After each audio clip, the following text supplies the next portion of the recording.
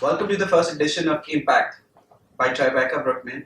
Today we have with us Mr. Gyanesh Chaudhary, who is the CEO and Managing Director of Vikram Solar. For those of you who don't know Vikram Solar, it is based out of Calcutta. It is the second largest solar PV module manufacturer in India and a comprehensive EPC solutions provider. Vikram Solar was founded in 2006 by Gyanesh, and we'd like to welcome him. So, hi Gyanesh. Thanks for being with us. Thanks, Varun. So we'll go with the toughest question first. Sure. Vikram Solar, where does the name Vikram come from? Well, it's a long story. Cut short, Vikram means victory, and King Vikramaditya was also the founder of the Hindu Vansh, or what you call the ancestral tree. So my father decided to use both of these together and coin the group Vikram. And right at this moment, my son and my brother's son, they both have adopted the middle name as Vikram. Yeah. So the name becomes close to your family. Very, very close. Yeah. Alright. So growing up, you came from a family business, right? Surrounded by a family business. Were dinner table conversations about business, around business? Do you learn? So what was it like growing up in a business family? Like any other childhood, I think dinner table conversations were never around business. My father is an avid reader and very spiritual and centered in his approach. All he taught us was values and also a lot of literature. So the most popular discussions were he would throw out Urdu names to us, Urdu words to us, and you would have to guess what they meant. So things like that, a lot of poetry, a lot of art, a lot of culture. He's an academician by heart, so by and large, most of my conversations and people I've met at home are people to do with academia and spirituality. Where does the business background? Okay, what's your formative influence in business? Like who's the first person that you can think of who influenced you to get into business? So there was never never a landmark moment. I think it was just something that you graduate into as a Marwari family. So that's exactly what happened with me. What to do within that space was somewhat my decision, and also how to cast the business and the values and the discipline. A lot of that came from the legacy. You went abroad to study. Yes. How was that coming back to India and working here? Did you find things difficult initially, or was it easy to get in the swing of things? It wasn't easy. Just the fact that it wasn't about studying abroad. More so, it was about expectations from oneself and then from the environment that you're exposed to. There were a lot of challenges with respect to setting the expectations right. Eventually, I think we came through in a lot of ways, but yeah, I think you have to adjust, but also you have to be unyielding with respect to some of the fundamentals that you don't want to adjust with. So, yeah. And did you have mentors early on, or did that come later? I think for me, books were very important, and now to the younger generation, I always suggest that we won't possibly meet all successful, not just businessmen, but all successful people in the world. We probably won't be able to meet them, but we can learn from their lives by reading their biographies and reading stories of them. And I did a lot of that. In fact, till today, I have my shelves are filled with biographies. Who's your favorite one? Right now it's Steve Jobs. Steve Jobs. Isaac, yeah. It's, That's interesting. that's it's been pretty. It was quite an amazing read for me. Yeah. So is that someone you had in mind? Or, so the question I'm getting at is, in 2006, we started Vikram Solar, right? And this is at the cusp of the solar industry taking off, not just in India, but world as well. So this is very early on.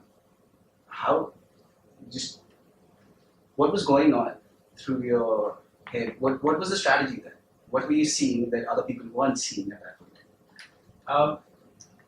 Apart from a few things that as a family we follow, I'll come back to that. But the whole strategy was which is the business that we can scale, what is scalable, and yet make a significant human impact. And this was what came out.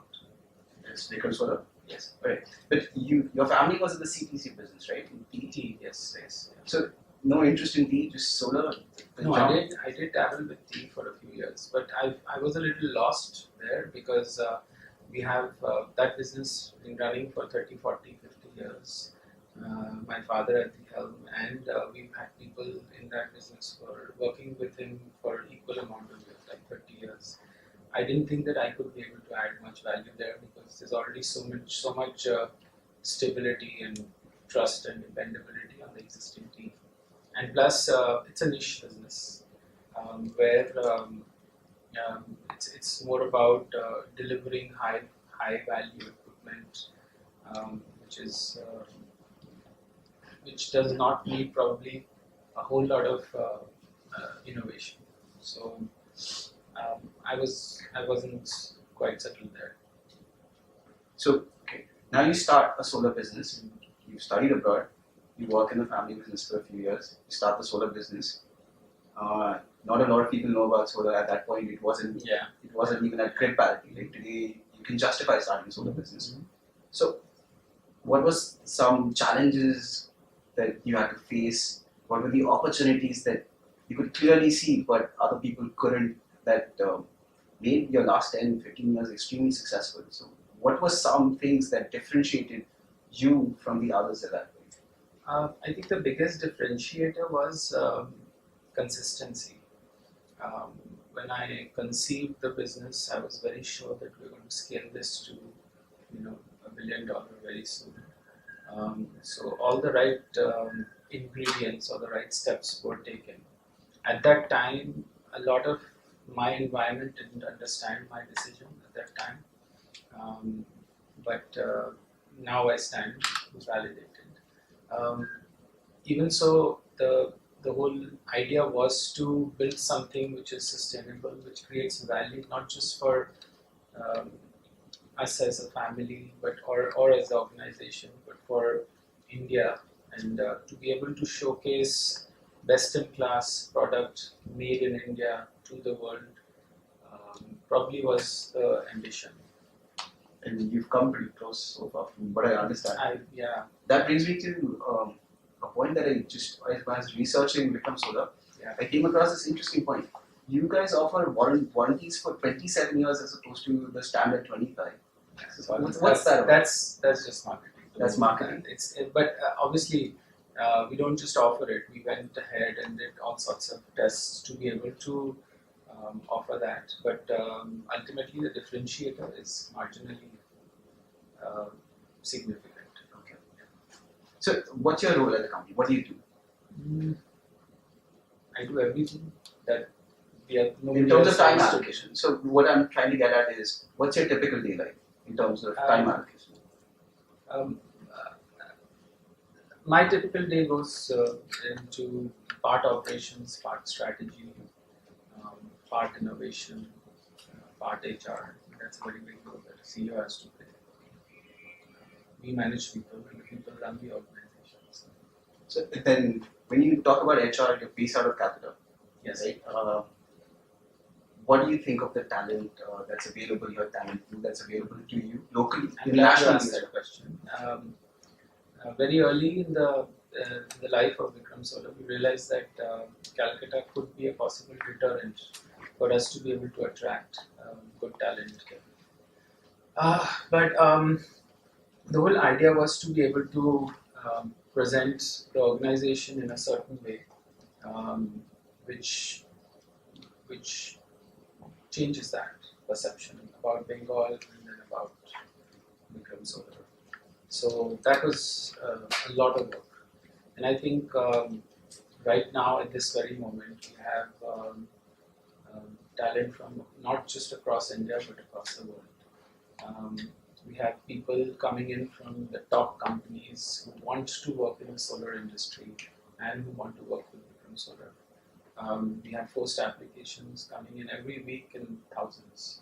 So the whole scenario was changed by a lot of conscious effort to present the organization in the right way, in the way that we actually believe in, and in the way we do business. So, what's the common string between all the Vikram Solar employees? Are there certain qualities that they have in common? We have 6 values, I can't remember, but the biggest is integrity. Okay. We are very strong with ethics in general, and that's what not just drives us, but drives the whole group, and we are a part of that. Okay. So now let's move a little macro picture on India. Where do you think we are in terms of where the economy is headed? And then we talk a little bit about the power sector as well. So first, your views on the economy and where we are and where you think we are headed. I think we are headed to be the largest democracy and the largest economy in the world. There's no stopping India. We're at the, I think we as our generation will probably see the big shift happening in our lifetimes, and this is the best time to be in India. And so, power sector, you hear a lot of news, right? There's a lot of news coming out, not necessarily positive news. What's going on there? For someone who doesn't understand the power sector really well, what do you think is going on? What are the solutions? I think the biggest challenge is the utilities which are unable to sustain themselves, but they are not solely to blame. This is a political problem where we give out free power for votes, and that's probably what is killing the whole system partially. Other than that, there is efficiency issues with TMD. I think that needs to improve. All in all, I think that um, the shift in the energy dynamics after renewable coming in, it's still not yet visible in India. But globally, if you see the large developed economies, their renewables have played a very big role in stabilizing the power dynamics and bringing about sustainability in the system. And India is on track with that. It's just going to take time because it takes to move an elephant in a new direction moves a little slower. So you think the future is not coal-fired generation but renewables? I know so. I don't think so. You know so? Oh, absolutely. We should let the fossil rest in peace. Great. So no clear-cut solution for power generators at this point, other than we'll have to go through this cycle. Which I think privatization is a good solution because private sector brings in efficiency, brings in competitiveness, which probably the government sector does not provide. So that's my solution. Okay. And going forward, where do you see the solar business headed? So first, if I look back 10 years, there's a lot of questions around grid parity and renewables achieving grid parity. We are there. Yeah, absolutely. So next 10 years, what are going to be some of the core issues and some of the solutions that we're looking at? Next 10 years, I think what is going to be the order of the day is DG, distributed generation. Wherein, For people who don't know. Distributed generation is exactly how a diesel generator works in your home. You use the power the way you want to. You consume. You don't pay extra for extra facilities, and also technology will play a very important role in distributing this power to consumers other than uh, you yourself. Um, Blockchain is going to play a very big role in this. Artificial intelligence is already being deployed for improving generation and efficiency. So all of this combined will give the power in the hands of the consumers, and that will be the order of the day. So you spoke about technology, and I recently read something about Internet of Things and how that's changing solar. So where do you see how does that fit in? How does Internet of Things It's the fit same in thing. solar? I think all of these technologies combined uh, make the consumer, understand power in the way it's a normal item to consume. Um, the the idea is to be able to make it affordable, make it available, make it dependable, reliable, and all of this can be achieved with these technologies. The applications of which are already in advanced stages of development. So now we get somewhat of an idea of where the solar industry is headed in the next 10 years. Vikram Solar, if you look at it, 10 years, today you're at a gigawatt, Yes. right? So next 10 years, do you have a number in mind, or are those qualitative goals that you have in mind? It's I don't believe in numbers so much, but the whole idea is to create a sustainable platform, not just for Vikram Solar, but to create a sustainable platform in India. Right now, we have a lot of conversations at the various stakeholder levels to ensure that domestic manufacturers are given the front seat in this ride. Um, but that's still a conversation. So the idea is to be able to create excellent ecosystem for Indian manufacturers, because it would be a pity to have this huge solar revolution and not an ecosystem to support it. So that's been the crusade, and hopefully in 10 years' time we will be the largest, be the manufacturing hub for the world. So you spoke about manufacturing, but Vikram Solar is not just manufacturing, is it? You've got an EPC segment, Sure. and you've got an operations and maintenance Correct. segment. Yes. So for people who don't know, how do those complement each other, or are those independent of each other? How do they work together? So it's a unified end-to-end solution wherein we make the product, we set it up for you, and then we maintain it for you also. So it's an end-to-end solution. And is there a specific segment that's most attractive to you, or are these No, we equally work attractive? across CNI, that's commercial and industrial, rooftop, and utility scale. Okay. Now, you spoke about rooftop. That's again getting very interesting. Lots of articles on rooftop. Hasn't really penetrated India except for Bangalore, right? Yes. So, what's different about Bangalore? Why has it been successful in Bangalore, if it has been? And what does India need to do to adopt rooftop? I think India is doing a lot already in terms of rooftop. The only thing is that the policy process is a little slower than one would think. Earlier, the government was offering subsidies. Now that it has become affordable and grid parity has been achieved, the reason for subsidies has kind of eluded. So rooftop makes sense on its own, and I have seen phenomenal understanding and appreciation for this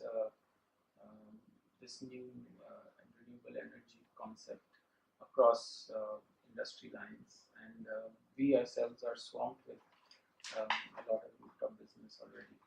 So it's a trend where first the utility, and then the commercial and industrial, and then it moves to residential. So we are still yet to see large scale installations done in rooftop at the residential level. But I can tell you the CNI segment has picked up phenomenally.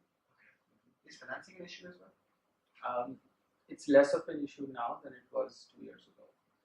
So because solar has actually proved a certain value with respect to generation, reliability, capability, output, and it is a safe and secure investment mode to yield long-term returns.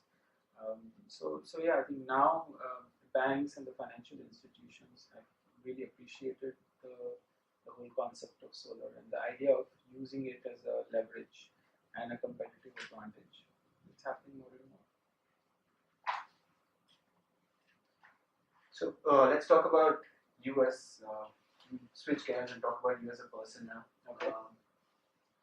How do you see yourself? What do you see yourself doing in the next 10 years? Is it going to be with Vikram Solar, or does this become a part of a bigger conglomerate? Is that something? I'm not that ambitious. Okay. Yeah. So the whole idea is the whole idea is to, as I said, to create value not just for me but for our employees, our stakeholders, which include customers, suppliers, everybody, and to be able to project India as a leader in manufacturing space. In terms of technology, we are in the midst of looking at and benchmarking new ways of improving and developing exponential products and solutions, and that's what's keeping me very excited right now. So. Finally, we'll talk about a little bit about the elections and the whole politics phase and policy. Put me on the spot. That's the intention. We're pretty close to an election, so I would ask you directly because I know the answer I'll get if I ask you to pick someone. But does politics really play a big role in the solar business? Because it's a nascent industry. It needs some care, some direction. How big a role does policy making play in the solar business for people who don't understand? But I would say, unfortunately, solar is all about policy. Okay. I think the current government has really played an exceptional role in bringing policy for solar to the forefront. I was at the launch of the International Solar Alliance at the COP22, COP23, and it was a breathtaking sight to see 119 heads of state along with our Prime Minister and the President of France to officially launch the International Solar Alliance, which was the dream of our Prime Minister. So and that has the capacity now to become the OPEC of the world in solar. So it's a huge statement, but I think that we're headed towards that. Considering how important solar is in the whole energy mix and how relevant it is to the overall survival of the humankind, it's very important for the governments to recognize this and to promote it in the most effective way. Especially when we keep hearing front page news about pollution levels in South Indian cities. Yeah. So renewables can only help there, right? Yes. Okay. How are you as a boss? Well, that question. What do you think? I think I'm a very tough taskmaster. Okay. I have my ways of doing things, and I sometimes get ruffled when it don't happen the way I expect. So and then now you spoke about books early on, so let's come back. Biographies or autobiographies? Pick one. Both. Yeah. Cricket, football. Cricket. My son's a cricketer, so. Are you play as well? Not as no time for that. I was a swimmer. No swimmer. Yeah, but never so much of a cricketer. Yeah. Michael Phelps or MS Dhoni? Dhoni. Of course, always. Thought you were a swimmer. Yes, but Dhoni is Dhoni. Okay. Thank you so much for your time. Thank you. Yeah.